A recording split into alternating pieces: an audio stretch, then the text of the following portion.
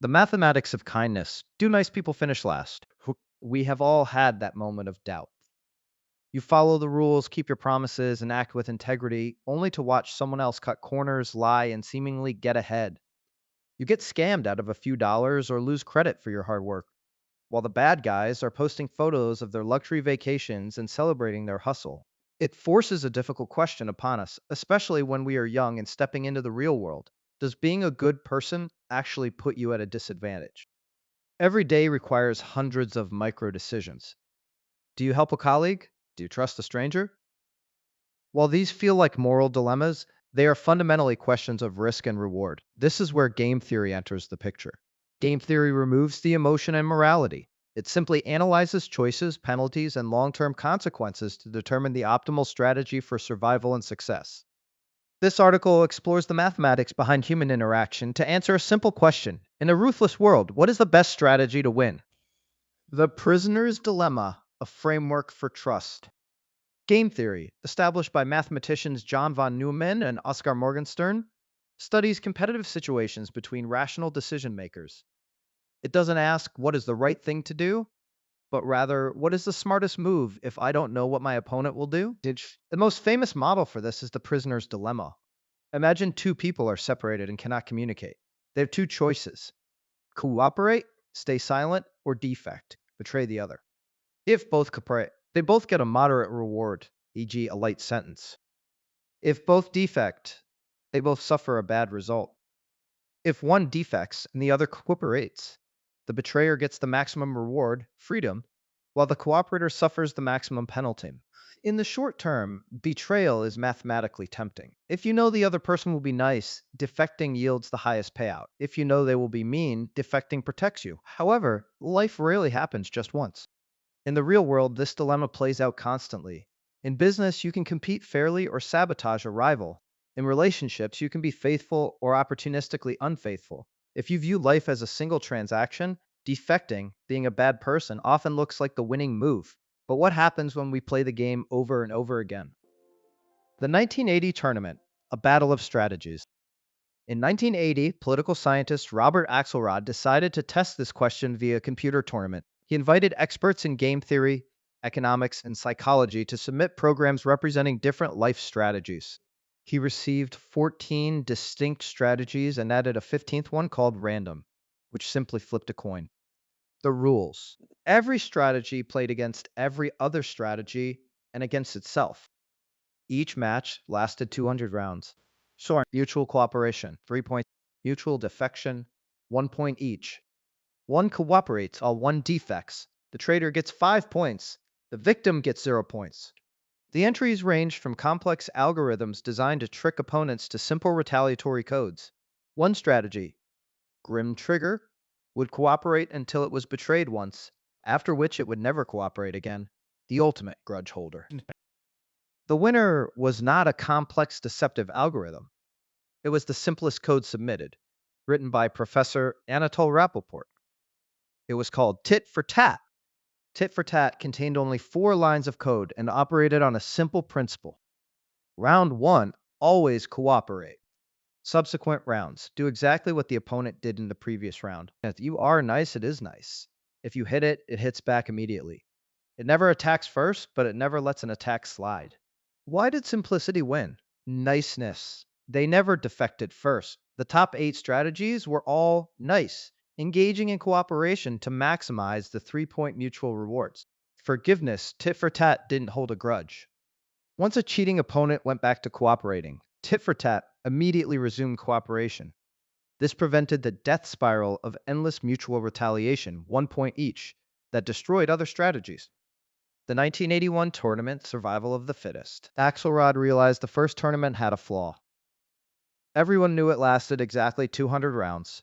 In the final round, there was no reason to cooperate, leading many to betray. However, in real life, we rarely know when a relationship will end. In 1981, Axelrod ran a second tournament with a crucial twist. The number of rounds was indefinite, averaging 200, but unpredictable. This forced long-term thinking. This time, 62 strategies entered. They split into 2 camps. The nice camp. Inspired by the first tournament, they submitted cooperative variants. One example was tit for two tats, which was extra forgiving. It only retaliated after being cheated twice in a row. The nasty camp. These participants believed they could exploit the nice bots. A strategy called tester would defect early to see if the opponent was a pushover. If the opponent didn't fight back, tester would keep exploiting them. The result. Despite the influx of cunning, exploitative algorithms, tit for tat won again. The data revealed a stark reality. In the top 15 ranking strategies, 14 were nice. In the bottom 15 ranking strategies, 14 were nasty. Interestingly, the ultra pacifist strategy tit for two tats, the one that forgave too much, plummeted to rank 24. Why? Because the nasty strategies identified it as a doormat. They learned they could cheat it periodically without consequence. The four pillars of a winning life strategy. Axelrod's tournaments suggest that while being bad creates short-term spikes in gain, it is a mathematical failure in the long run. To succeed, the math points to four specific traits. Be nice. Never be the first to cheat. Cooperation opens the door to the highest collective rewards. Be provocable. If you are betrayed, you must retaliate. You cannot be a pushover, or predatory people will farm you for resources. Be forgiving. Do not hold grudges. If the opponent stops cheating, you must return to cooperation immediately to reestablish the win-win cycle. Be clear. Your behavior must be predictable. If you are too complex or random, people cannot trust you because they don't understand your rules. Tit for tat was successful because everyone knew exactly how it operated. The real world disconnect. If the math is so clear that cooperation and reciprocal altruism are the ultimate winning strategies, why does the world feel so hostile? Why do we feel isolated? There is a disturbing trend in our social fabric. In 1985, when Americans were asked how many close friends they had, the most common answer was three. When the study was repeated in 2004, the most common answer was zero. The algorithms proved that cooperation wins, yet our reality seems to be drifting toward isolation and defensive walls. Why is there such a gap between the optimal mathematical strategy and the way we actually live? This analysis continues in part 2. Key takeaway. Nice guys finish first, eventually. In repeated interactions, cooperative strategies consistently outperform exploitative ones. Don't be a doormat. Tit for two tats failed because it was too forgiving. You must penalize bad behavior to protect yourself. Clarity breeds trust. People trust what they can predict. Being moody, random, or overly complex prevents others from cooperating with you. The math of forgiveness.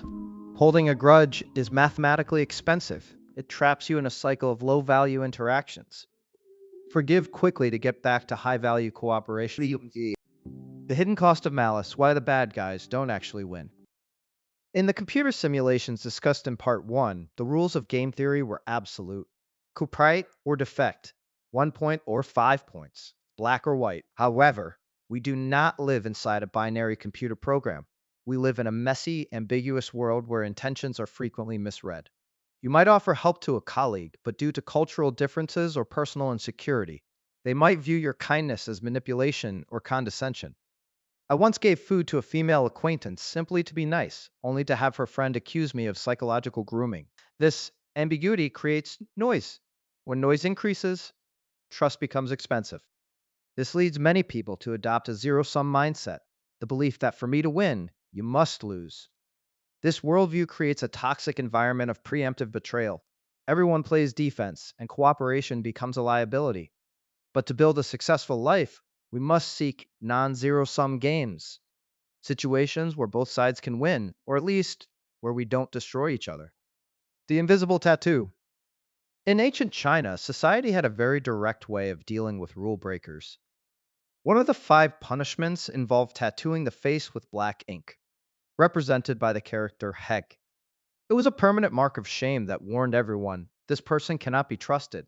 Today, we have removed such physical brands, but that does not mean the consequences of bad behavior have vanished. They have simply moved inward, into what we might call the court of conscience. I recall a time I was scammed out of 265,000 currency unit. At the time, I felt humiliated. I had played by the rules, acted with trust, and was punished for it. The scammer, operating with no moral compass, walked away with my money. In the short term, he won. But let's look at the long game. The scammer must now live with a black tattoo on his psyche. To maintain his lifestyle, he must continue to lie. He cannot form genuine relationships because he views everyone as either a target or a threat. He lives in a prison of his own making, constantly looking over his shoulder.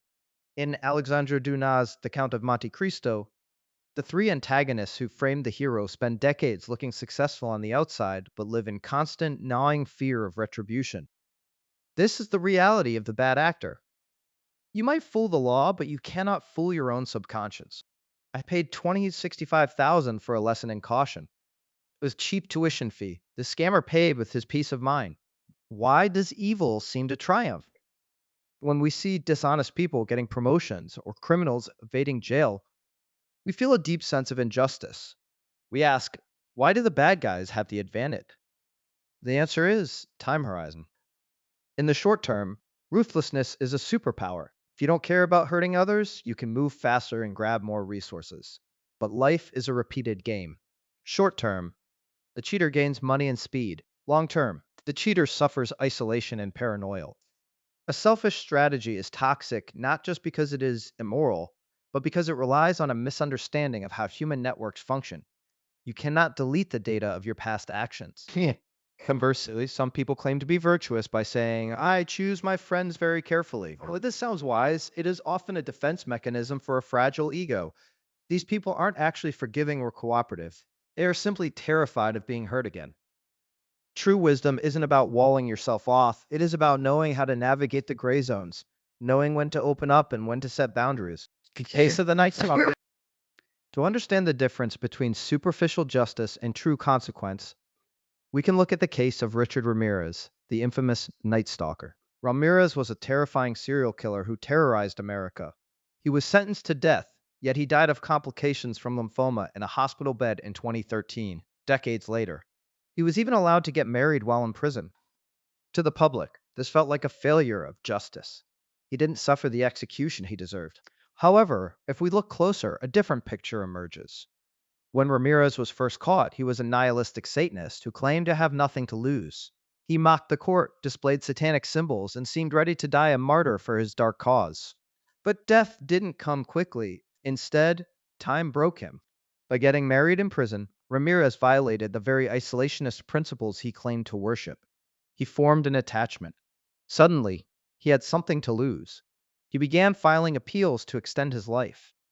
The man who once laughed at death was now clinging desperately to it. In the end, he didn't die a legend of evil. He died an ordinary scared man suffering from a slow disease, consumed by the very fear of death he used to inflict on others.